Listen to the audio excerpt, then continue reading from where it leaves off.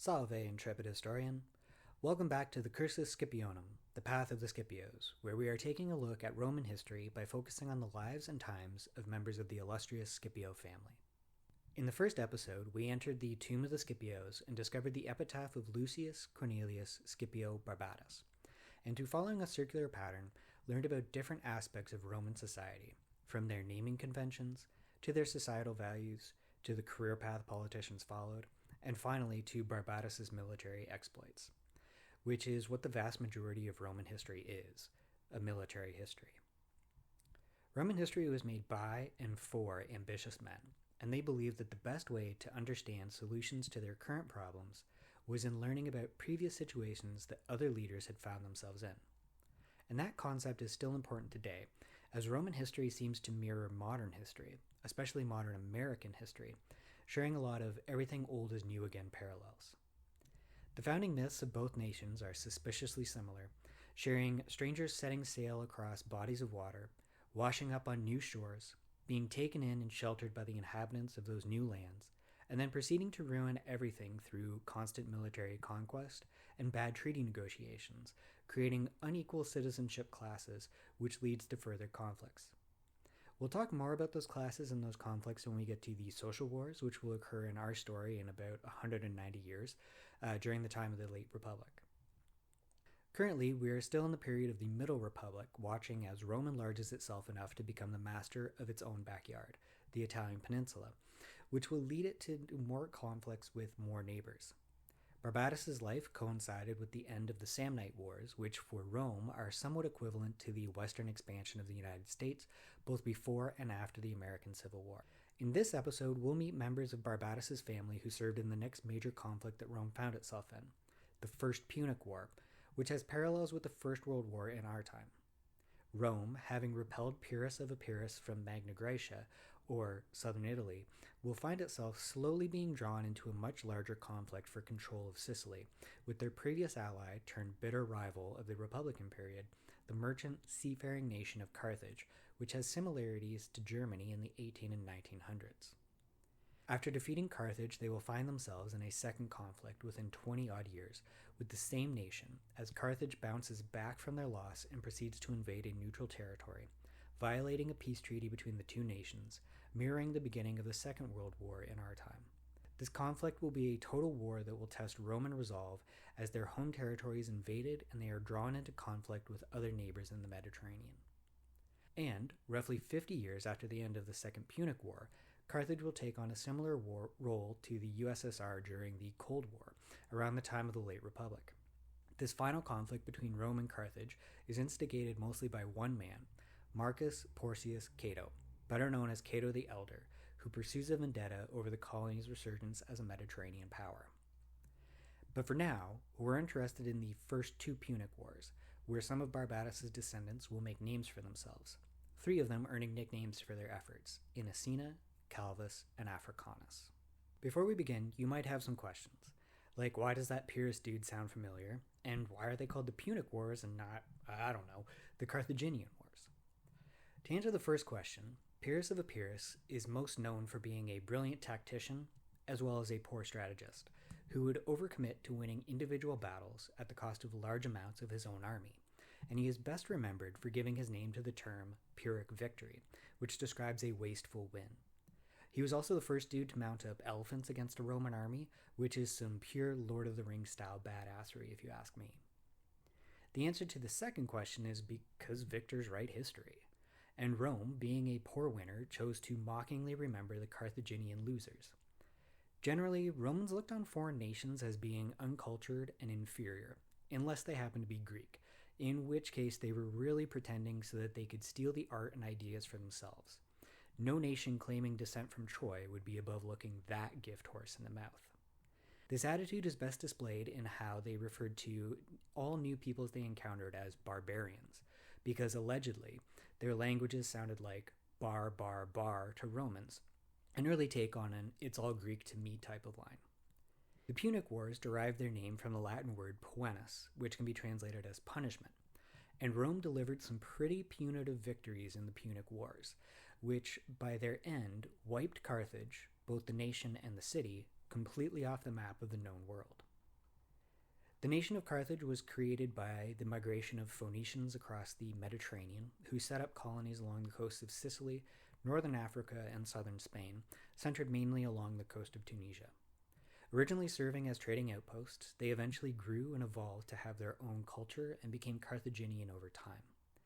Carthage also holds a place of honor in a founding myth of Rome, as told in the Aeneid, written by Virgil, the poet laureate of the Augustan era and a contemporary of the historian Livy.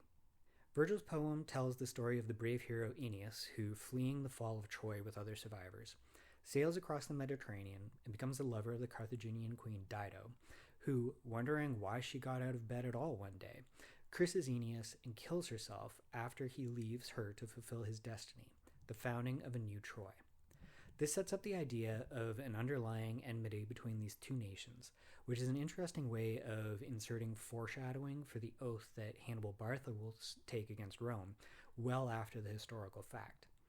The Aeneid was written some 200 years after the events of the Second Punic War. Aeneas, after leaving Dido, takes a trip through the underworld before ending up in Italy and becoming part of the kingdom of Latium. End of epic poem. Virgil, when not acting as the quasi-state poet of the First Imperial regime, moonlights as Dante Alighieri's guide through hell and purgatory in the Divine Comedy. And the similarities with Dante's work abound. Both works take journeys through the underworld after the deaths of beloved women. Both works have ties to a poet named Virgil, and both Dante and Aeneas can be considered daddies. One of Italian because he wrote in the common language of his time and not in Latin, and the other in a circuitous way of Rome, since Latium is where two brothers, named Romulus and Remus, will be born and then floated down the river Tiber in a reed basket to where they will be raised by a she-wolf before founding the actual city of Rome. Now, before you call up Moses, this isn't copyright infringement. There are two children in this basket, and there's a wolf. Besides, the Romans haven't heard about his religion yet. In 280 BCE, Barbatus is serving as censor. Rome, having finished its wars against its central Italian neighbors, and having defeated the Samnites for the third time, begins eyeing the southern boot of Italy as prime real estate to expand into. The Greek colonies of Magna Graecia, concerned by this development, reach out for aid from anyone willing to protect them by force. Enter Pyrrhus of Epirus, hailing from what is today roughly Albania. Pyrrhus is a middle-aged monarch on the make.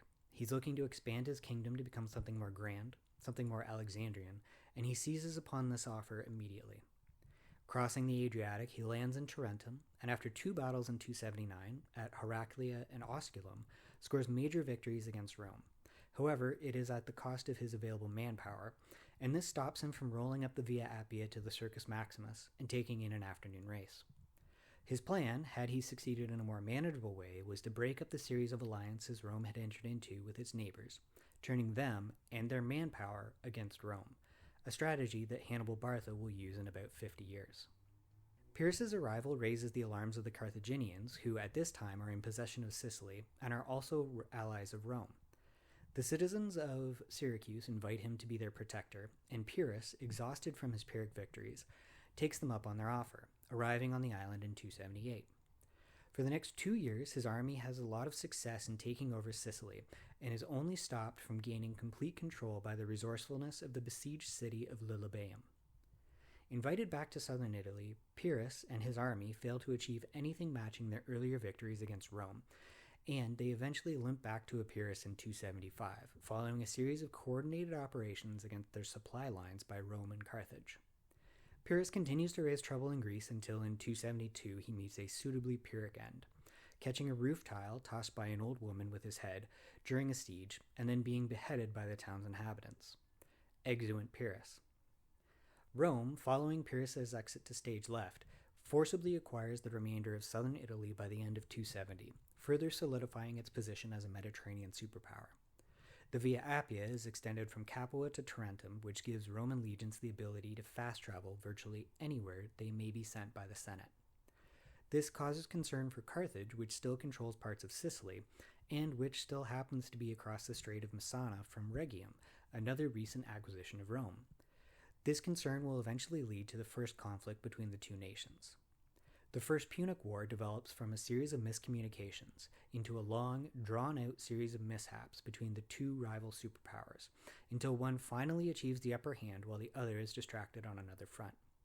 And before you run to tell Marshal Foch, no, this isn't copyright infringement because there are only two superpowers here, and this conflict will last for just over 20 years, which would make his war the Coles Notes version of this one. Now, back to the errors that led to the First Punic War breaking out. Before Pyrrhus, Sicily had another potential liberator with aspirations of being the next Alexander, in Agathocles, who was from the Greek colony of Syracuse. If Roman history were an RPG, then all leaders of Greek descent would be forced to roll for delusions of empire building at some point, and Agathocles would have just rolled a natural 20. He raised an army and went to war against Carthage, taking the fight from Sicily to northern Africa, and taking Carthage to the brink of financial ruin in the process.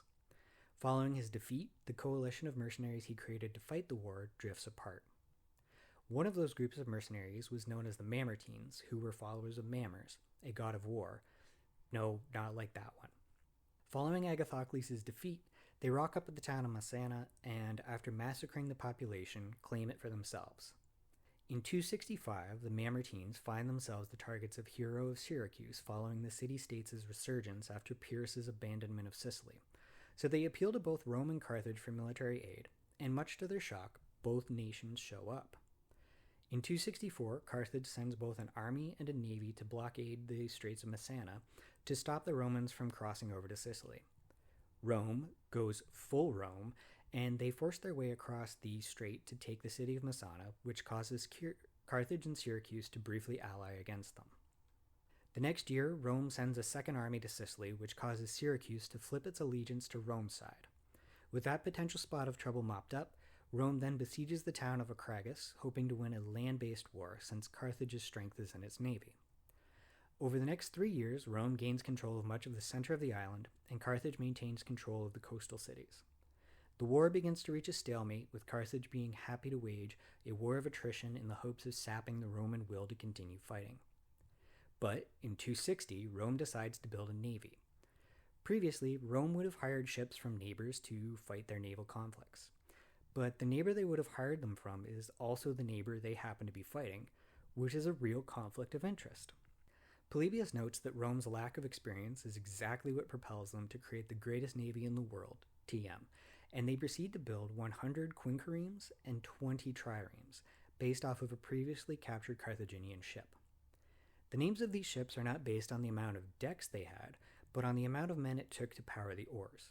So a quinquereme is named that because it took 5 men to power the oars, with 2 men manning the upper 2 decks of oars and 1 man on the lowest deck of oars. The consuls for 260 are Gaius Duilius, who takes command of the legions in Sicily, and Gnaeus Cornelius Scipio Asina, Barbatus' oldest son, who becomes the first admiral in Roman history, taking control of the new Roman fleet. His sailors, lacking ships to practice on, are taught on dry land in benches that are arranged to mimic the decks of the ship they will serve on. The Roman rowing stroke would not have looked like what we see in rowing regattas today. The modern stroke was perfected by a Canadian from Toronto, Ned Hanlon, who made efficient use of a new invention in rowing, the sliding seat. This allowed him to incorporate his legs into the stroke, where, starting from a compact position at the catch with both hands outstretched on the oar, he would drive his heels into the foot bracers, shooting his body backwards until lockout, when he would then hinge his hips to swing his upper body back before pulling in his arms at the finish. This would allow him to maximize the power generated from the oar staying in the water longer. Lifting the oar out of the water, he would then follow those steps in reverse to return to the catch to begin the next stroke. In contrast, Roman rowing, like all fixed-seat rowing, would have been focused mostly on the hip swing and arms, negating the use of one's legs, and would most likely have led to a lot of lower back injuries over time. Back in 260, Asina finds himself as the first consul in charge of the first navy in Roman history. He is impatient to get into the action, and he leaves orders for the fleet to sail for the Strait of Messana when ready, before setting sail himself with the first 17 completed ships. According to Polybius, while on the way south from Rome, Asina gets the news that Lipara and the islands just north of Sicily are ready to defect, so he sails to the town's harbor and drops anchor. Hannibal, not that one, is in charge of a fleet of 20 ships at Panormus, and after hearing the news of Asina's arrival, also set sail for Lipara, trapping Asina's fleet in the harbor. Asina's crews abandon their ships at this discovery and head to shore, hoping to escape, but are captured by this Hannibal's men and forced to surrender.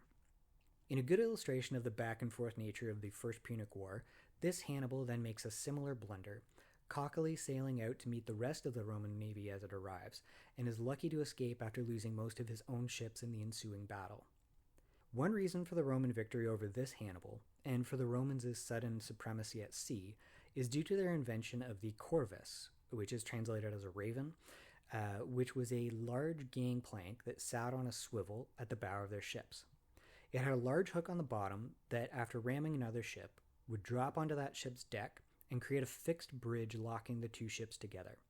This allowed Rome to play to its strengths, as armed marines could then rush the enemy ship's main deck, and it essentially turned naval battles into land battles.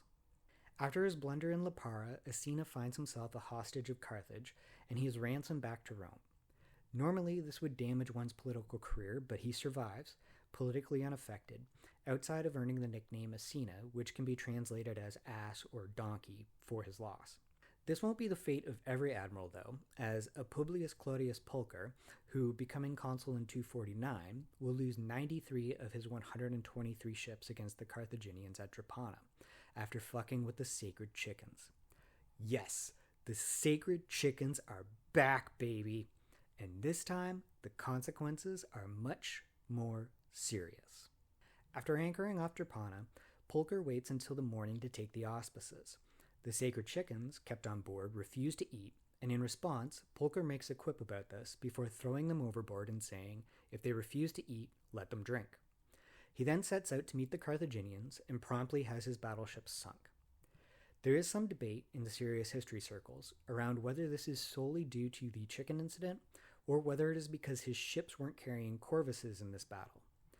I prefer to err on the side of caution, and I think it's solely due to the chickens. Pulcher will return to Rome to face a trial for committing actions hostile to the state.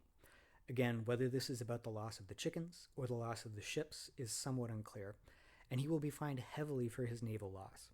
His sister will also be punished due to this chicken incident, receiving a fine for making the Scroogian observation while in a large crowd that it was unfortunate her brother could not lose another battle and therefore further reduce the excess population of Rome. So, in short, we have two siblings suffering consequences from an incident involving the sacred chickens. You can draw your own conclusions, but I think it's safe to say you should never fuck with the sacred chickens. Circling back to the Scipios, in the next year, 259, the war expands from Sicily to include the islands of Corsica and Sardinia. Asina's brother and Barbatus' other son, Lucius Cornelius Scipio, is elected consul and is put in charge of the Roman navy. He sets sail and captures Eulalia in Corsica after being caught in a violent storm, during which he, showing the values of pietas, religio, and cultus to varying degrees, vows to dedicate a temple to Tempestates, the goddess of storms, should he and his navy survive. He is later defeated in his campaign at Olbia off Sardinia, and he returns home building the promised temple near the Scipio family tomb outside the Porta Capena in Rome. This is a moist, interesting development for a couple reasons. The first is that his dedication occurs during a period when water is begun to be viewed as a divine force in ancient Rome. Two other temples would be built to water deities, in Juturna and Fons, in the 20 years following the completion of the temple for Tempestates. The second is the Scipio family's fluid connections to water. Both of Barbatus' sons have been commanders of the first purely Roman navies. One, Gnaeus Asina, leading the way as the first admiral, and one, Lucius, leading the way after his service in dedicating temples to water gods. Lucius's own sons will have their own water connections, as most of their battles in the Second Punic War will occur near or be named after rivers, those being the Rhone, the Ticinus, the Trebia, the Ebro, and the Upper Baetis. And one of Lucius's sons' adopted grandsons, Scipio Aemilianus, will be the patron of a Greek historian named Polybius, who, in addition to writing mainly about the Punic Wars, will spend a lot of time describing bodies of water in the regions he's recording, which, according to translator Robin Wakefield, is linked to Polybius' conception of the unity of world history, where the waters of the known world seem to reflect the single flow of history brought about by Rome in the 2nd century BCE. Anyway, returning to the period of the First Punic War, in 258, Lucius will serve as censor, and the war will continue to grind its way into the history tablets, with Rome supplying seemingly endless amounts of new soldiers, year after year after year after year. 4 years after Lucius's censorship, Asina will be elected consul again, serving with Aulus Atilius Caetinus in 254. He will again take over command of the Roman navy, following the disaster of the previous year where 284 ships were lost from the fleet of 364. Building quickly, Rome will supply 220 new ships within 3 months, and Asina will set sail for Panormus, where he will earn a military triumph following a successful siege of the city, entitling him to a big parade back in Rome. The First Punic War will continue for another 13 years until in 241 the Carthaginian council will find itself exhausted from this endless war of attrition. Hamilcar Barca, father of Hannibal Barca, yes, finally that one, will oversee the peace negotiations in Sicily, which will leave the island under Roman control and cost the Carthaginians a large sum of money, though that sum is roughly half of what they owe to their mercenary army. Upon returning to Carthage, those mercenaries will cause trouble for the financially tapped-out nation. Allying themselves with the native Libyan population, the mercenaries will wage war against the ruling Carthaginians until they are defeated by Hamilcar Barca. This will lead to Carthage deciding to expand their empire into southern Spain in order to replace the loss of Sicily to Rome. Hamilcar will found both Nova Carthago, modern-day Cartagena, and a mini-Barthid empire within the much larger Carthaginian one, and his family will eventually lend their name to another Spanish city, Barcelona. Having access to the silver mines in Andalusia will stimulate Carthage into building back better and becoming a threat to Rome again within 23 years, which is roughly the same amount of time that passes between the First and Second World Wars. In the Second Punic War, 2 new generations of Scipios will achieve legendary accomplishments against Carthage. But I think that here's a good place to end this episode. A lot has happened in this 40-year time period for Rome. They've become masters of the Italian peninsula, they've gained possession of Sicily, they've launched the first Roman navy, and they've seen Barbadus's 2 sons prove themselves the equal to their father in both Roman military and political life. So, join us next time when we'll take a look at the exploits of the next generations of Scipios, in Publius Cornelius Scipio Asina, who will take on Adriatic pirates, and in the brothers Gnaeus Cornelius Scipio Calvus and Publius Cornelius Scipio, who will find themselves fighting the Barthids in Italy and Spain. Until then, thank you and ciao.